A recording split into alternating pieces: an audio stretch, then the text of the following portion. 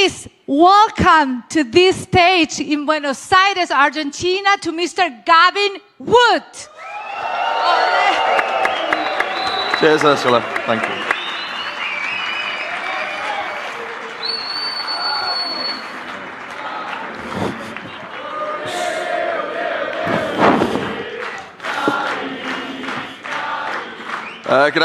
Gracias, veramente. It's lovely to be here. First, a few thank yous. It's, Decoded, as I guess you all know, it's like a global event. There's a lot of different Decodeds going on. There's a lot of people that have worked very hard in the last few weeks to get this together. So today I want to talk a little bit about what I've been working on for about the last year, actually. And I hope it will, sort of soon come to fruition. But I want to give a bit of an introduction as to what it is and why we're doing it. So governance. It's a fairly core element of Polkadot. It's something I think it's reasonable to say that we have been front leaders trying to sort of push interesting new models and concepts, try them out, experiment. Why do we care? Polkadot, and for that matter, all of the parachains on the Polkadot, in the Polkadot.Sama ecosystem, are inherently upgradable. It's a great thing. We use WebAssembly, make this stuff adaptable, changeable, evolvable over time. But in order to come to a decision over what it should change into, there needs to be some decision-making process. Now, in normal centralized organizations, it's basically the CEO or one of the delegates of the CEO that decides where a product goes over time. We can't do that in a decentralized ecosystem. No, or at least we really shouldn't. And so we want to have a mechanism, a process, in order to come to a collective decision over how and when a protocol should evolve. And this basically is governance. So the current state of governance, which I presume most of you are at least a little familiar with, but in case you're not, it's a tricameral system, so 3 chambers. There's a technical committee. They don't do all that much, but they have some sort of powers. The council, who do quite a lot, have quite a lot of powers, and the ultimate power still rests with the token holders, who sort of vote on stuff as it comes up. There are some interesting things that we came up with and implemented. Adaptive quorum biasing is basically a way to try and manage the idea that there should be a quorum as like a specific turnout, but also the fact that in reality not that many people turn out for that many votes, and we still need something that practically works. Conviction voting, basically, I'll go into it in a bit, and delegation. Okay, so what's good about it? Well, conviction voting is kind of cool. It moves us away from the traditional sort of, if you have more coins, you get more power or influence, towards if you have the network's long-term interests at heart, you get more influence, right? So essentially, it allows you to lock yourself into Polkadot or the parachain, and in doing so, multiply up the amount of influence that you would otherwise have.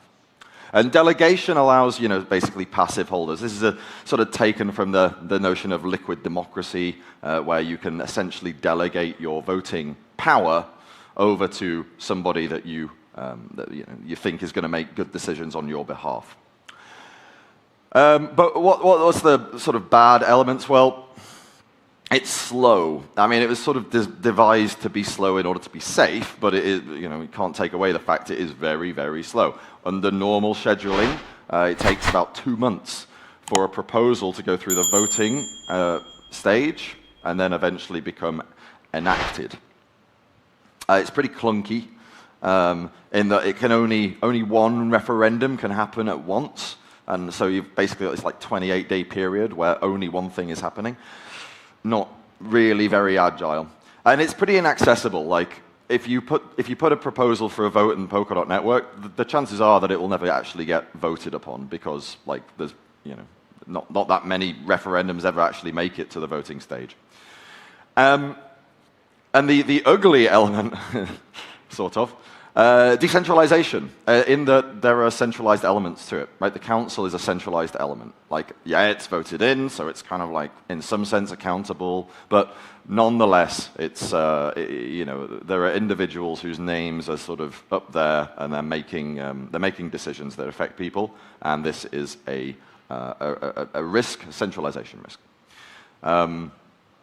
Now, okay, I mentioned it twice. Unfortunately, we're unable to use the magic power of HDMI, so I can't bring you the YouTube video, but it's good, and if you look at the slides afterwards, this little blue thing is actually a link to a great scene from a great comedy called Red Dwarf. Probably not many of you know that, though. Anyway, the solution.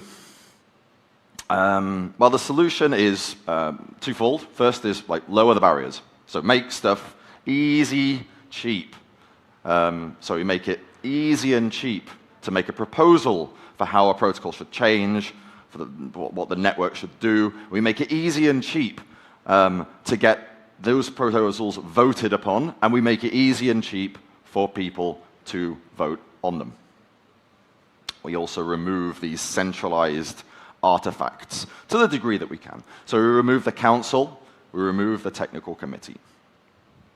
All right, great. Sounds easy. Unlimited referendum on everything all at the same time. This is a picture from a modern reincarnation of the game Missile Command, where basically these missiles come from the top of the screen, and you have these sort of gun at the bottom, and you kind of have to shoot missiles up to try to hit the missiles before they get down and hit your cities.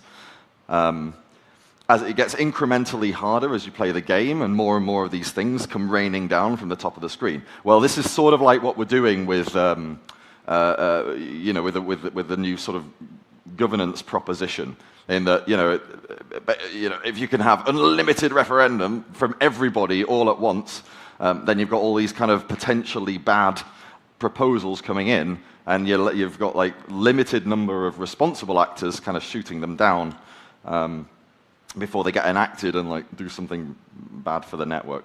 So how can we make it safe? Well, there's a few ways that we can make this stuff safe. Right? So one of them is that we limit the number of active decisions going on at the same time. Right? So there's not too much for anyone to consider. The more things that there are to consider, the less time you can consider each one, the higher the chance there is that something will go through that you didn't expect. If you limit the number of decisions, then that obviously reduces that risk. We can also restrict the possible repercussions of these referendums, of these proposals. Right? So this is essentially like reducing how dangerous these sort of missiles coming from the top actually are if they come down and hit. Another thing that we could do is we can require, very high turnouts or approval levels before we accept, before we allow a referendum to pass and for its repercussions to be felt. And then finally, we can also increase the general periods of time required for these decisions to be taken. More time means more people have enough time to consider the ramifications, the repercussions, whether they really believe it's a good idea. They have more time to vote, either up or down. We can increase the period before the voting begins. We can increase the period while the voting is happening. Maybe when it looks like it's going to pass, we can have like a period where we get to, are you really sure you want it to pass? And we can even increase the period after voting ends, not in order to vote it down, potentially to cancel it, but also in case individuals really disagree with what the proposal means for the network, for the protocol, and so they can exit or they can take according remedial action themselves. Now, safety and agility, it's a bit like this old security and convenience. There's a trade-off. You've got a slider bar, you can be very safe, but not very agile, or you can be very agile, but maybe not so safe. Now, governance version 1 restricted activity and it introduced trust, right? Introduced these central bodies, and it restricted the amount of activity that happened to like basically 1 referendum a month. And so it sort of became safe for that reason. But we want something more agile, some more fast-moving, more flexible, and less centralized. So governance 2 allows us to use many more of these elements of making governance safe in order to get like a more optimum balance, and an optimum and adaptive balance, by which I mean that for different kinds of referenda, we may have different kinds of safety measures.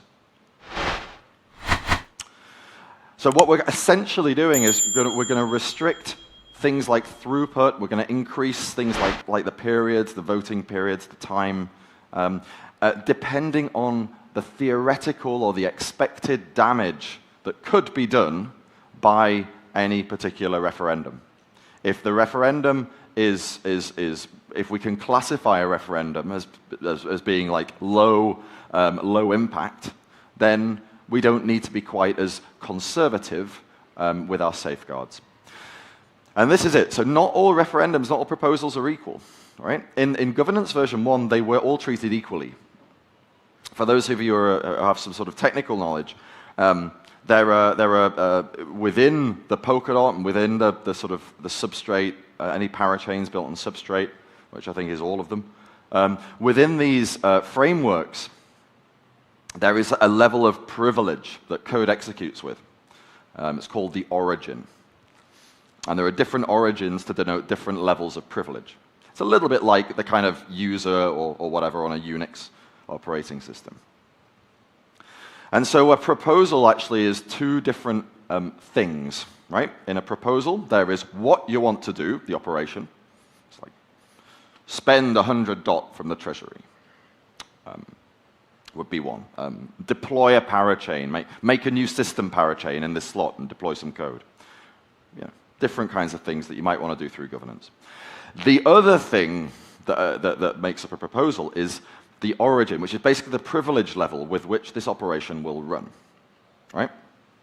So like who or what is authorizing this operation to happen. Now, most operations require a particular origin. Not all of them. Some of them can work with many different origins. An example of that, for example, would be the transfer operation. You use this all the time if you want to transfer some DOT tokens or Kusama tokens or any other network tokens from your account that you control to some other account, right? It's an operation. It's called transfer. You wrap it up in a transaction and you send it off to the network. Now, what the network does is it checks and it says, okay, who's authorizing this transfer? And then the origin, right, that it's checking is the signed origin. It means that you've signed the transaction. You've proven that it's you, it really is you who wants to authorize this transfer. And it makes sure that that proof is there, that the origin is signed. Now, what we do in governance 2 is we say, well, look, there are many different kinds of origins, many different kind of that do many different or authorize many different kinds of things. Some of them are high impact, some of them are low impact.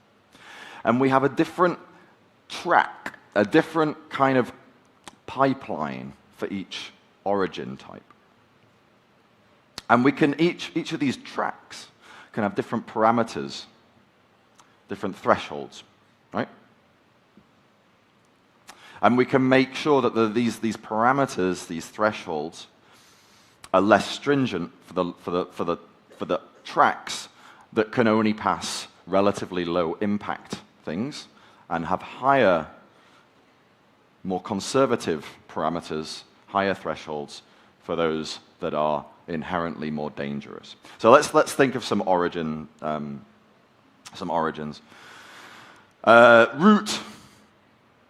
Root is the all-powerful origin in substrate chains, Polkadot, Kusama, all of the chains that you know. This is what everything executed with in the old governance system. There's only one level, and it was super user level, root.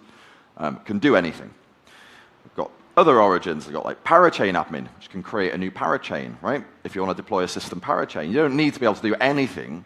You just need to be able to do this thing. And the parachain admin is allowed to do this.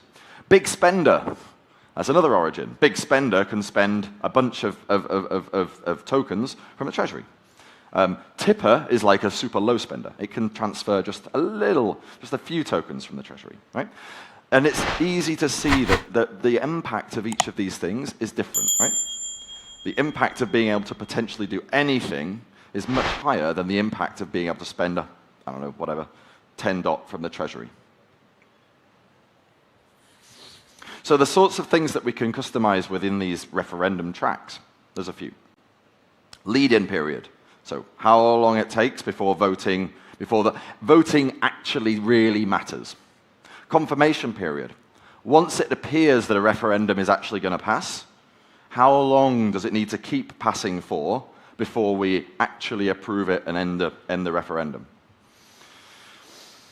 Turnout and approval requirements, right? So basically your bread and butter for a voting system. How many people have actually bothered voting? And of those, how many of them really want it to pass? And then how many referenda can be happening at the same time, right? There are some things, if they're low impact, you can have lots of them all happening and it doesn't really matter. But if it's very, very high impact, you maybe want to restrict it so only a few or even just one can happen at once. So let's look into the life cycle of a referendum in governance version 2.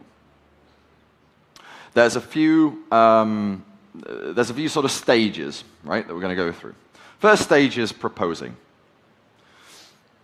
I put the cowboy hat on because it's kind of like it's the most cowboy thing at the moment, right? It's like all of the other things are like decide and think and consider. This is cowboy. This is like, it doesn't matter, right? We're going to have loads of proposals, yeah? We bring them in. No limit to the number of proposals per account. No limit to the number of proposals in total. Anyone can propose a referendum at any time. As soon as you propose a referendum, everybody in the ecosystem on your chain can vote on it, right? It's like ultra low barrier to entry. The amount of deposit is the minimum amount that we can get away with to prevent chain bloat. So it's very low. Cowboy, shoot from the hip. Then we get serious. So once we have all of these proposals, all these referendums that people are all voting on, we have to decide whether a referendum should pass. Referendums stay, or these proposals stay undecided. People can vote on them, but we're not going to take any action quite yet. 3 things need to happen before we are ready to take some action. The first thing is, a second deposit must be paid. It doesn't have to be the person that put the original referendum in. It can be, it could be a bunch of people who all come together and put that deposit in. But the point of this deposit is basically we have a limited ability to have referenda that are actively being potentially finishing, right? Potentially being decided upon. So this extra deposit is also to prevent certain data structures getting spammed. Second thing that we need to do is allow the lead-in period to finish, right? The assembled voters, the token holders, the deciders, the voters, need to get some degree, depending on the track, some degree of notice that, this is happening. And finally, the track has capacity. Capacity is basically the maximum number of referenda that can be happening at the same time for this track, right? Tracks are entirely independent. Some tracks will have a very high capacity. The tipper track, for example, can spend 10 DOT from the treasury. We can have thousands of these proposals, and it wouldn't really matter if some percentage got through where it was like, someone didn't notice and it just sort of got through. Really doesn't matter. It does matter if it's like an upgrade proposal, right? It does matter if it's root level. At that point, we really need to make sure that each and every one is well considered. So we have a low capacity. Once we are deciding, so once these three things have been fulfilled, we move into the next thing that can happen is that it can be what's called confirming. Now, this is basically your fail-safe, right? If a referendum that's bad gets to the point of passing for whatever reason, right? Maybe everyone was on holiday. Maybe everyone was busy listening to a talk by someone, and some guy comes along, puts in a dodgy referendum. No one notices. They vote for it themselves, and now it's gonna pass. No. So we move into this new stage, confirming. This allows us to vote down a referendum before it finishes the process. So once it's passing, it has to keep passing for a period of time. We call this period of time the confirmation period, right? Some tracks have long confirmation periods, some have much shorter confirmation periods. If it's the root track, so this all-powerful referendum track, the confirmation period is 2 days. So once a referendum starts passing, it has to stay passing for 2 days. And if for some reason it stops passing, like if there's a bunch of people vote no or some people change their minds, then it will go back and it will have to do another get passing again, get confirmed for 2 whole days again. Now, controversial referenda will probably go into this state of being confirmed and then come out again, probably cycle through as people vote it up, and then more people come in, and it goes down, and maybe more people come in and vote it up, and so on. As it gets fought out, it will move in and out of this passing, not passing. But it has to be passing for the full confirmation period before we end the referendum. So what do we mean by passing? Well, there's 2 elements that we measure. As a referendum is ongoing, we continuously measure these elements. One of them is support. Now, support is a little bit like turnout. It's actually a game theoretically sound version of turnout. So the problem with measuring turnout, which is to say the number of people who are voting as a proportion of the total number of votes that could be cast, is that if you vote against, so if you don't want something to pass, you have to decide whether to vote.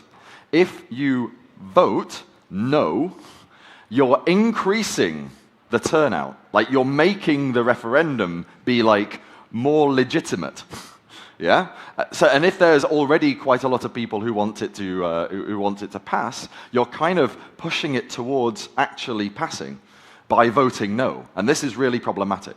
So in order to determine support, we don't count the nay votes, we don't count the negative votes, right? We only count the positive votes.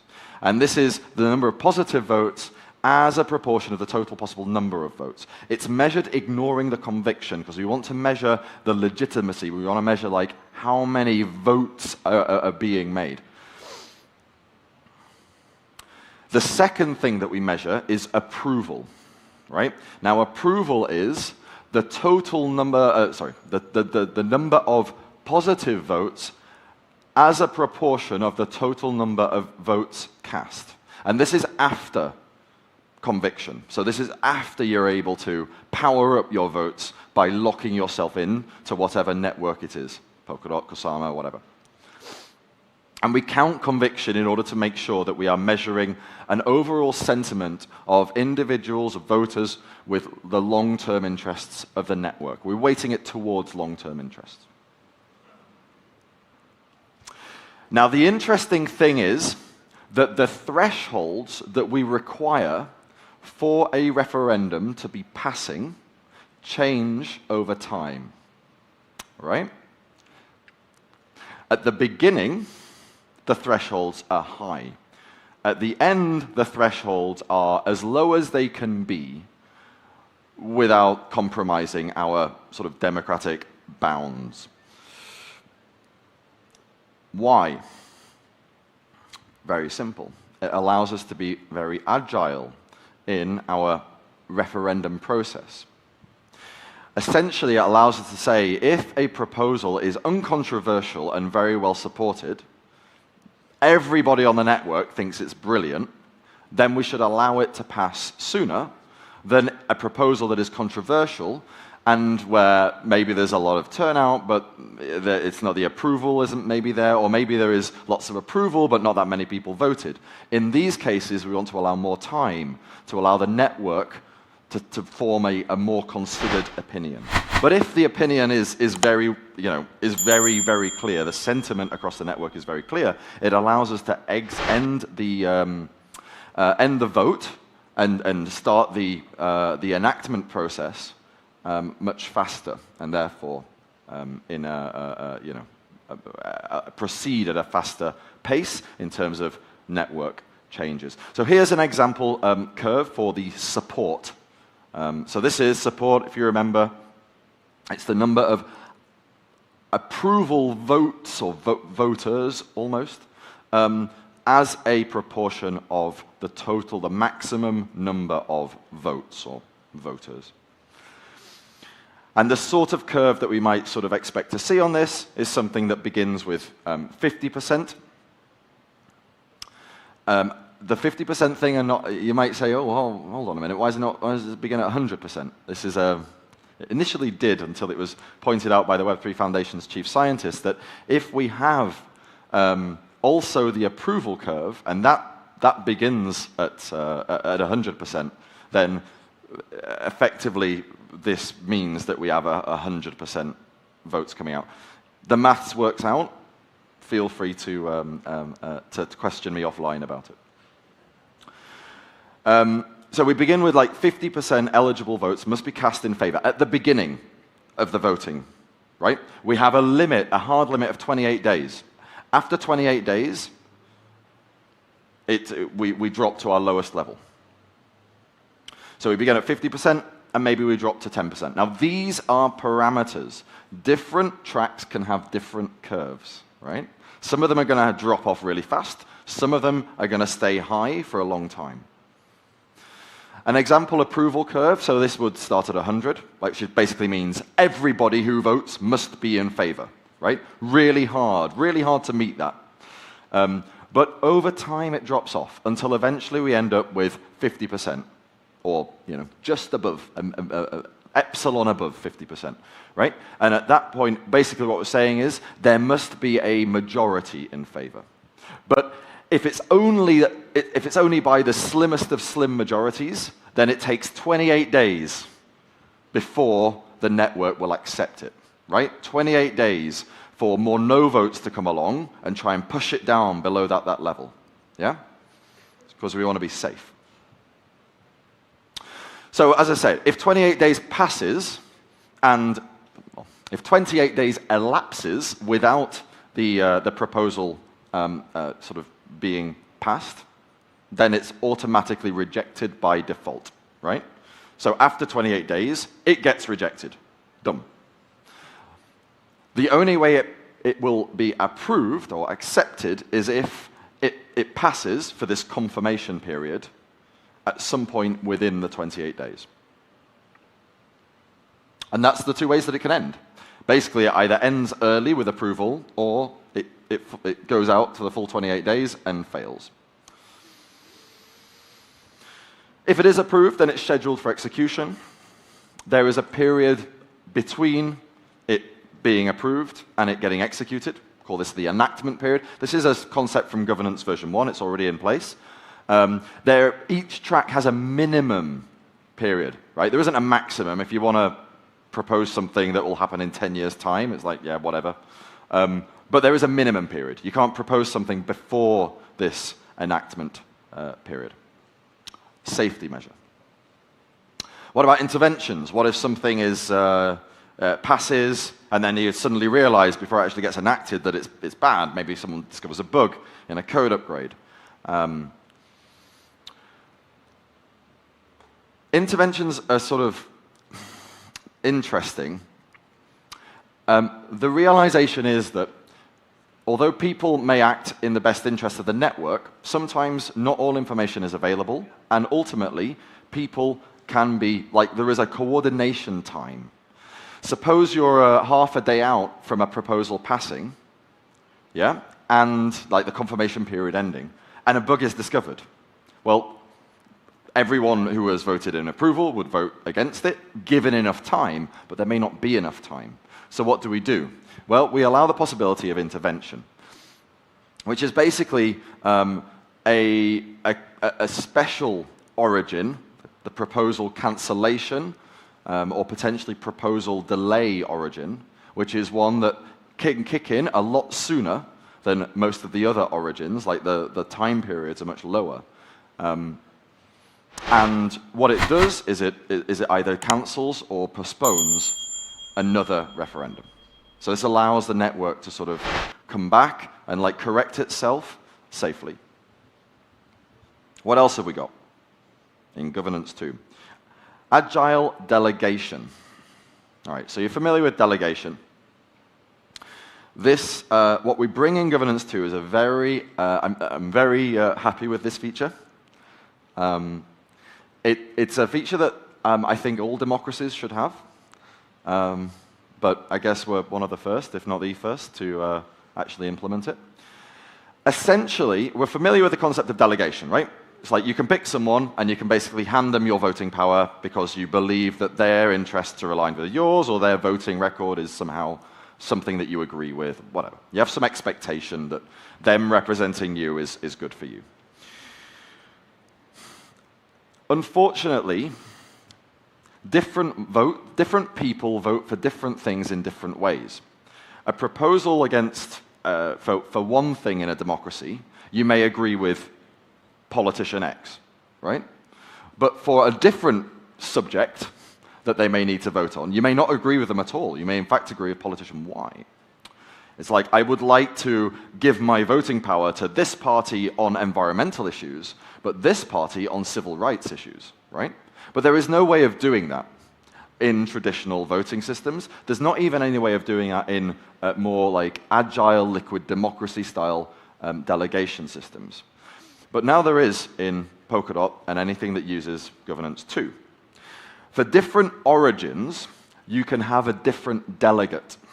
So you can delegate to one person or organization or whatever, voter, for tipping.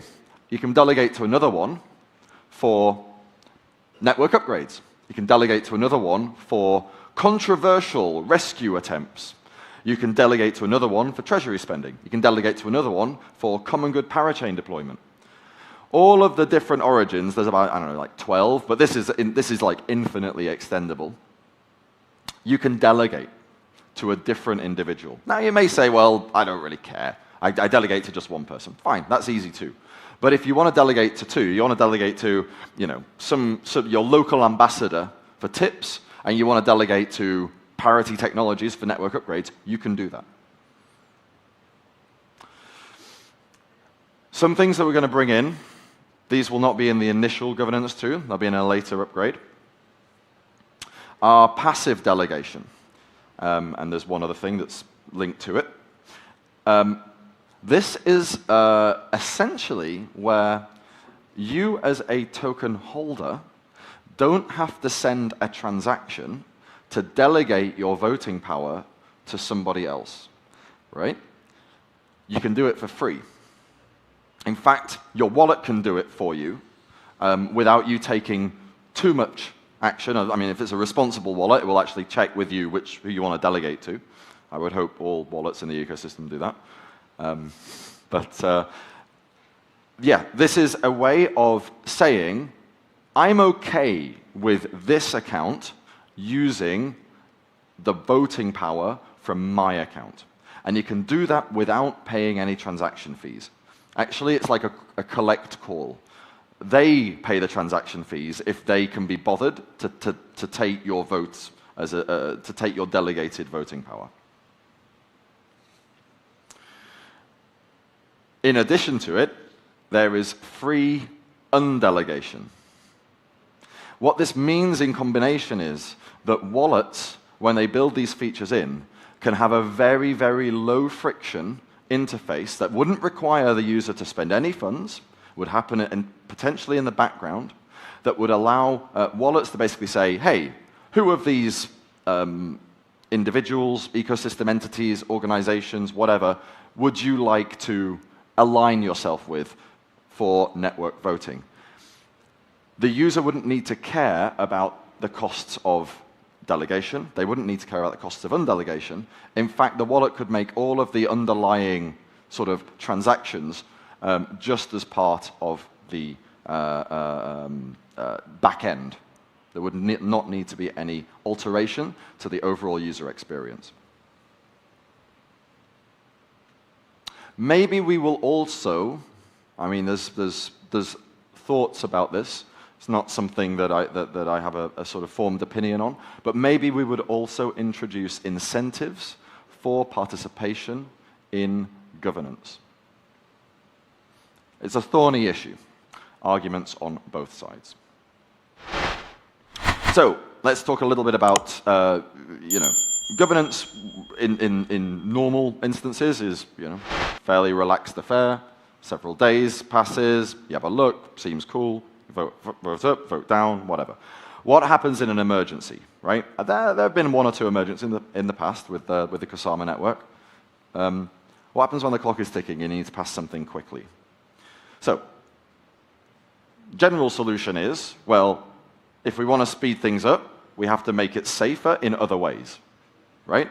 So we have to make sure that the origin is low impact, so the proposal is safe in that regard, or we would also like to know that it is like time critical. How do we be certain that that proposal is safe? Well, as I say, low impact origin. But sometimes to fix something in an emergency, you really do need to be able to do anything. You need to do a code upgrade. You need to change some, I don't know, fiddle with some bits in the state. How do we ensure that a proposal is safe and that it's time critical? Well, the obvious thing to do is, well, we oracleize the information, right? We get some, I don't know, experts or whatever to tell the network, this is safe, it's okay, you can sort of run on a different track, on a faster track. All right, oracleizing expert information. Easy. 1, 2, 3. There's 3 things that we need to do. First, track everyone's level of expertise. Second, allow everyone to register their sentiment. Third, aggregate it all. Okay. 2 and 3, super easy, right? Blockchains are really good at that.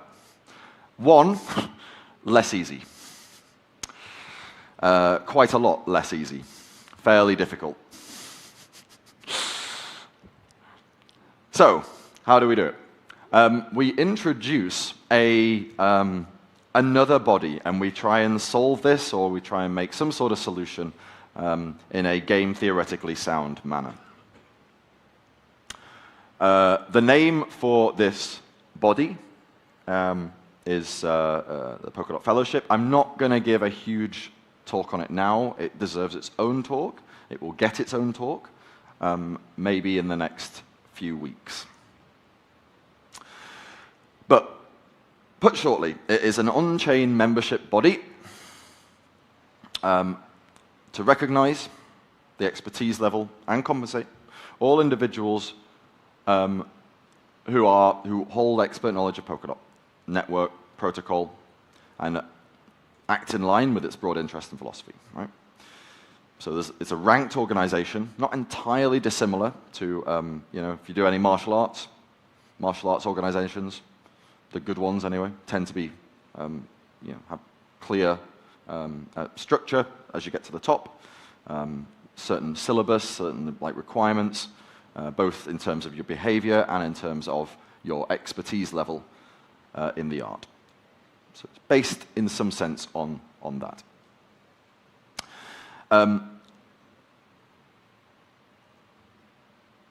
Peer review for most of the levels, but as you get to the very top and your influence increases, it becomes general referendum in order to basically avoid the possibility of this becoming a clique. There is a minimal process, minimal financial barrier to entry, right? So basically anybody can register as a candidate.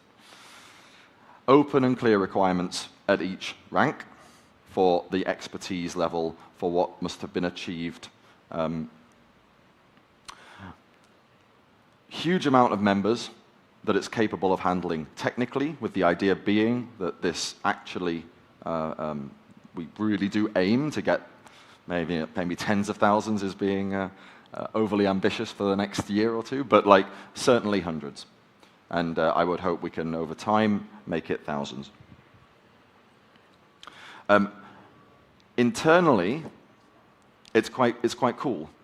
The palette, for those of you who are familiar with Substrate and writing code on it, the logic that implements all of this referendum stuff, all this governance 2 stuff, like the tracks and the delegation and the multi-role and the origin, all this stuff. This works not just with conviction voting for people who hold tokens as the voters, but also for this, for the fellowship, right? So there's actually 2 different instantiations of referendum. One of them is for the token holders, the other is for the fellowship members. And the idea is that there's only one fellowship. It covers the Polkadot protocol, right? Kusama uses the Polkadot protocol as well. So Kusama would be bridged, and the fellowship would act as the fellowship for both networks. Now, the fellowship is powerless. I want to emphasize this. Fellowship is not a body that can do anything directly to the Polkadot protocol, to any of the protocols, to any of the networks. It has no power whatsoever to change the protocol.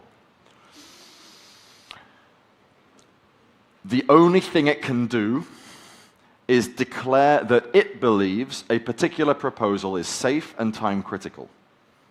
Right? It's an oracle, nothing more. Now it places that on a whitelist. Whitelist is there's actually a palette called the whitelist palette, and it has this whitelist inside it. Now there is a special governance origin called whitelisted root, right? It has its own track. Its track is more agile than the root track. The root track is very, very much not agile because it's so dangerous. But the whitelisted root track is a bit less dangerous because the only thing, although items on the whitelisted root can ultimately be executed with root level privileges, they have to be whitelisted. And the fact that they have to be whitelisted makes it inherently that bit less dangerous and therefore allows us to have a less conservatively parameterized track that the referenda run on. If a proposal for some reason gets executed with whitelisted root and yet isn't whitelisted, it does nothing. Just evaporates. So there's a few other changes that this brings about. There's no council. If there's no council, like the treasury doesn't really work because it was the councillors that decided on treasury spending before. The tipping mechanism doesn't really work because like it was the councillors that were the ones that determined the tips. Well, now treasury spending and tipping work the same way. They're just spending money from the treasury pot, and we do for both of them what we do for everything else, which is have a referendum. But the nice thing is that the referendums are now so agile, it can actually work fast. The timeline for the rollout, or at least the proposal of the rollout of Governance 2, is imminent. The pull request is sitting there. It's actually been sitting there for some time now. The audit is I think about to start, but we're not going to go too deep into that for Kusama, of course, being the untested early experimental network. And yeah, it's once merged, it will be in a runtime upgrade proposal on a Canary network. Look out for it near you soon. For the initial rollout, we will not remove the governance 1. They'll actually be coexisting in parallel. And once we're happy that governance 2 is indeed working properly and we're got a bit more confidence over it, we will launch a referendum on governance 2 to remove governance 1. That's it for now. I hope you enjoyed the talk. Thank you.